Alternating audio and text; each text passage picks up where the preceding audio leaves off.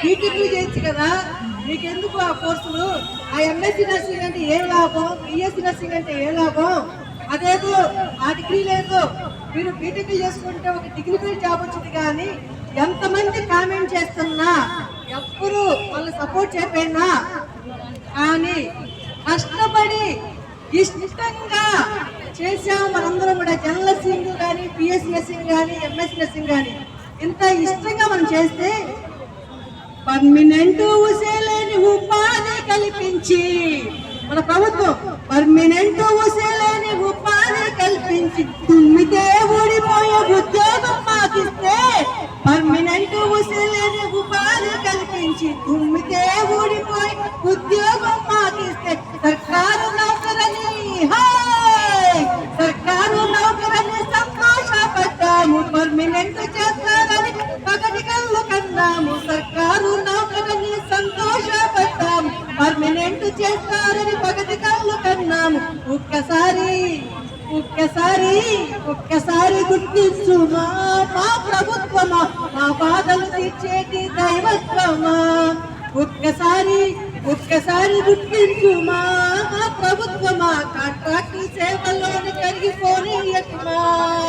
కష్టపడి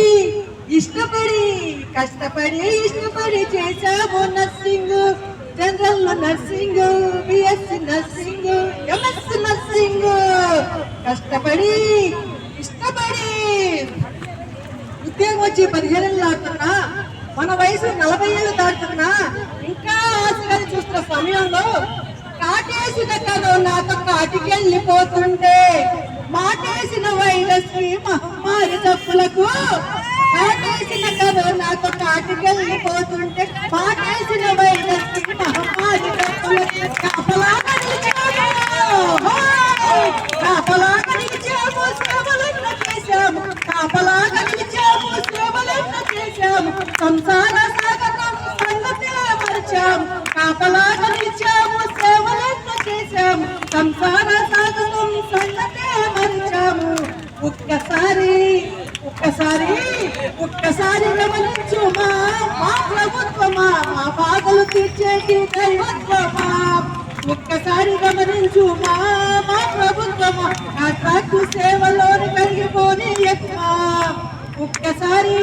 ఒక్కసారి గుర్తించుమా మా ప్రభుత్వమా, 115 జీవోని సవరించుమా. ఒక్కసారి గమనించుమా మా ప్రభుత్వమా, మా ఉద్యోగం మాకేయుమా.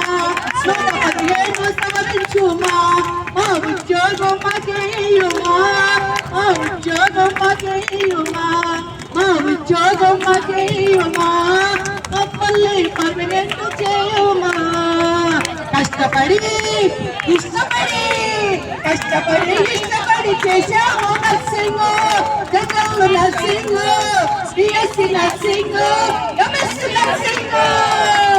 బీటెక్ చేసిన వాళ్ళకైనా కానీ ఒకవేళ వాళ్ళకి వస్తే జాబ్ వచ్చిందేమో, అంతవరకే వాళ్ళు ఫైనాన్షియల్ గా ఫ్యామిలీ సెటిల్ అవుతారేమో. కానీ మనం చేసిన నర్సింగ్ లో మనం జాబ్ పనులు కాకుండా ప్రజలకు సేవ చేసే భాగ్యం మనకు వస్తుంది.